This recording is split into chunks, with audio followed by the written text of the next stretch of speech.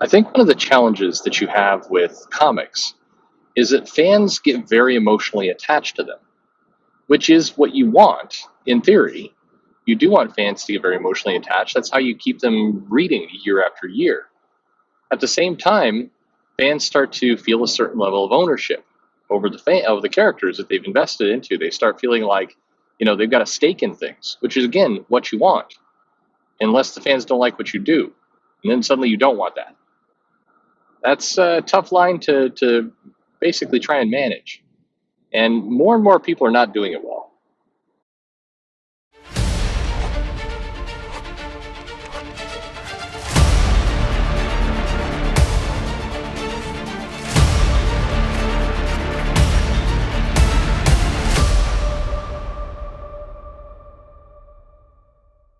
Hey, everybody, this is Perch. Now, I'm not going to make any excuses for fans or readers who basically make death threats or scream day in and day out. At some point, you got to let things go. Even if something really disappoints you inside, if you wake up every morning and make it your personal mission to kind of rant and rave about a character, and then you extend that to really trying to call out and attack a lot of the people, the human beings who are creating them, at some point it's you who is obsessed and crazy, not the content that you're talking about. I think that's a problem with comics, and it's one of these things that falls into a certain trap. The trap is basically that fans get very, very attached to comics. And in many cases in comics, there are people who are lifelong fans. We've heard a lot of people make kind of disparaging comments about the fans who are in their 40s, who are, super, maybe too into comics, what they say, too into comics. Now, if you're a business, imagine saying that to let's say you run a grocery store. People are too into the food. Or you run a car dealership. People just too into these Porsches. Damn, if only they weren't so into those cars. It's a weird statement to make. But the interesting, I think, psychological thing that's happened is that you have fans who are, like I said, they've been in comics and they've been reading them for 20 or 30 years worth of comics. And the effect that you've got now is that a lot of the people who are reading the comics or collecting the comics actually have a longer history with the characters than the people creating them. Now, this wouldn't normally be a problem, but if the people creating the characters start taking things in new directions that are, very different from what the people who have been reading and collecting for longer than they've been, in some cases alive, then you've got yourself an interesting problem, because your core fan base, or at least your group that really has been supporting these comics, starts to it starts to diverge pretty heavily from the source material, and then they're upset. And then now you have the comic company saying, hey, what do why, well, maybe you're not our fans anyway, maybe you should just leave. And that whole back and forth, for one thing, is just unnecessary. It's unnecessary for it to for it to get there. You don't need to have it there. But at a different level, it speaks to a certain it speaks to a certain divide. It doesn't speak to it. It's a divide between the creators and the characters and the fans. And I am sympathetic. I've heard now from plenty of fans. We any of you can hear from them. There's plenty of videos on this topic. And I've talked to many of the creators who are bewildered at the fact that there's fans who don't like their takes on the characters. And in some cases, the creators are a little bit in a weird place, because they're like, well, the company hired me. I'm trying to do the best job I know how to do. I'm trying to protect my job, my livelihood. And so I'm not sympathetic to these fans who maybe they can claim to have been collecting the comics a lot longer than I've been creating them, or again, alive. But screw them. I was hired to do a job. I'm doing my job. If they don't like me, they can fire me. And in some cases, they do. They do get fired. But it's also, I can understand that viewpoint. But I think the fan's viewpoint is reasonable. The viewpoint of, hey, look, we've been attached to these characters for a long time. We support them through thick and thin. And, you decide to go in a bold new direction, and then you seem puzzled that we're upset. And I think it's that last piece. And this is why when I've done videos on this topic before, or kind of around this topic, the part that always frustrates me, or the part that I really don't have an answer for, is the surprise. And I think it's the surprise that makes fans so angry. If if comic creators kind of just owned it and said, "Yeah, look, we knew a lot of you would not be happy, but we feel like this is the best thing for our investment, for our thing that we own, because it is, when all is said and done, whether you as a fan feel like you own something is different from actually you're the company that owns it. A little bit of a difference there. So, I think that I am it's the surprise. It's the fact that in many cases the response is, "We had no idea the fan reaction would be this way." Oh, really? You really had no idea? I find that hard to believe, because then it opens up a whole new can of worms. There's a topic I use for a lot of politicians. It's called stupid or lying. And the question becomes, are they stupid or are they lying? During the last election cycle, there were lots of moments with both Donald Trump and Hillary Clinton where you're like, all right, are you dumb or are you a liar? Because you're not. You got to be one of those two for some of the statements that are being made. Just recently, Governor Jay Inslee of the state of Washington, state I happen to be at, is being asked about what he's going to do with the protests that are going on in Seattle. The fact that some have turned violent, and the fact that I don't know when this video will air. It'll be an amusing time capsule to see how it all rolls out. Some people basically barricaded a multi-block zone on Capitol Hill, one of the neighborhoods in Seattle, and have declared it you're leaving the USA. They've seceded. They believe they've seceded. Of course, they have no legal right to do that. And of course, this all ends with the National Guard or the police or the military going in there and probably shooting some people is where this all heads. I don't know. We'll see. Hopefully not. Hopefully, they all get bored and go home, quit LARPing as city planners. But anyway, so the governor gets up and says, "Well, I had no idea this was going on. Nobody's mentioned this to me." And it's like, okay, so are you stupid or are you lying? Because you're the governor of the state. It's been on every national news channel across the country. Lots of people in other states know about it. You're telling me the governor has no idea that a bunch of people basically took over the police station and several blocks, barricaded them in, declared themselves free from the state? The governor doesn't know this? So, if that's true, governor is super dumb and should definitely not have that job. Or the governor is lying and should not have that job.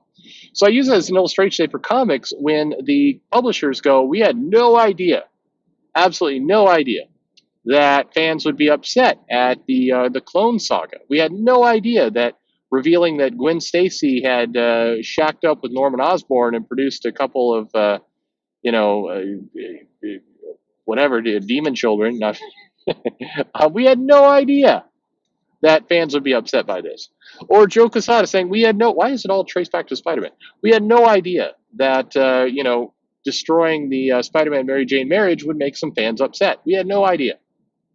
So it's okay, are you stupid or are you lying? And I really do feel, again, I've kind of shifted here. I really do feel like in many cases, the creators who are hired to do a job on freelance and have no long-term stake in the company and bounce back and forth, a lot of the fan outrage goes to those creators. They're creating stories that fans don't like. And I get it, although I do wish people would just chill out a little bit, not completely lose their minds about it as much as they do. But I don't have a lot of sympathy for the editor-in-chief, the staff jobs in these companies who not only, they hire the creators to do this job, but then seem completely bewildered when fans turn on it. So I think there's stuff to own on both sides here. I think when DC decides to do, DCU, and they kind of, I don't know what they basically make a bunch of titles. It gets a very negative reaction. They do Convergence, which gets a pretty negative reaction. And then they're like, well, we could have sworn this was, or they do Rebirth and they get a very positive fan reaction. And then they follow it up with like Heroes in Crisis.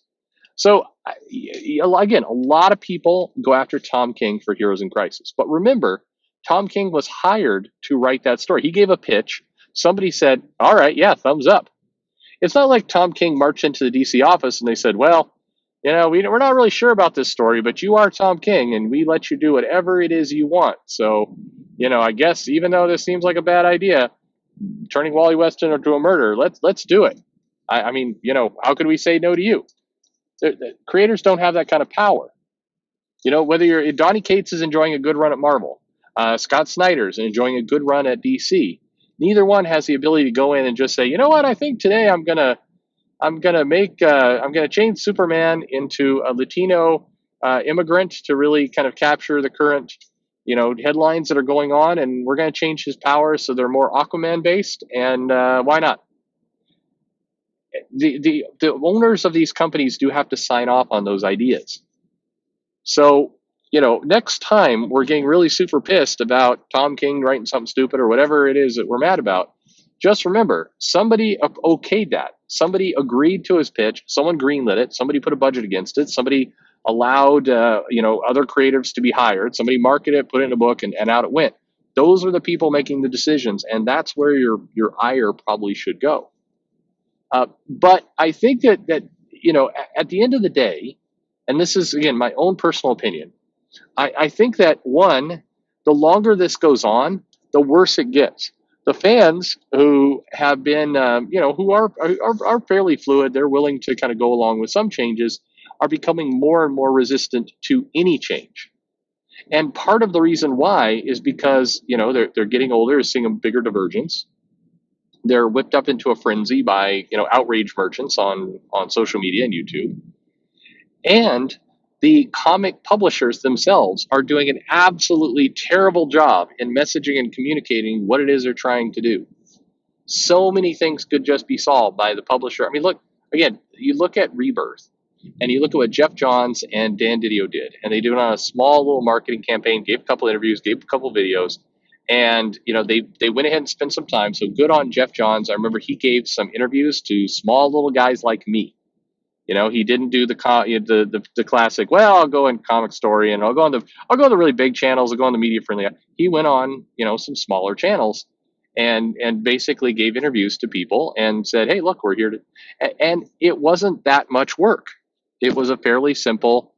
Hey, here's how we're going to reach out to the fan base and communicate that we respect them and we're going to try to do the best we can. You may not like everything, but to like some of it. I think you saw a lot of fans. I mean, the reaction to Rebirth was so overwhelmingly positive, and it wasn't. I mean, Rebirth as an initiative was not like transformation of the world. They did not go back and right every wrong that every fan had. They did actually, in many ways, very, very little. But the hey, we're with you kind of behavior to the fans went such long ways, which is again indicative that the relationship is so starved for just healthy interaction that that even tiny efforts make a huge difference. And I think that's the gap that needs to be filled. So it's something for everybody to do. I think fans need to, yes, lighten up a little bit, not get themselves baited into getting pissed off at everything, and recognize that, yeah, things are going to change. And the publishers need to at least acknowledge that some of the changes they're making may be controversial and stop acting like you're shocked when people get upset, and that the people upset have to be crazy morons to be upset. Just balance. Balance solves it all. Anyway, that's what I think anyway. What do you think? Leave me a comment below. Let me know what you think helps solve all this, and how maybe some of the communication can start happening. Maybe I could get some other topics to talk about. That would be good too. Like, subscribe, all that kind of jazz. Comic Perch on Facebook and Twitter. Comics Perch with an S at gmail.com if you want to send me a mail there. And most importantly, thanks for listening.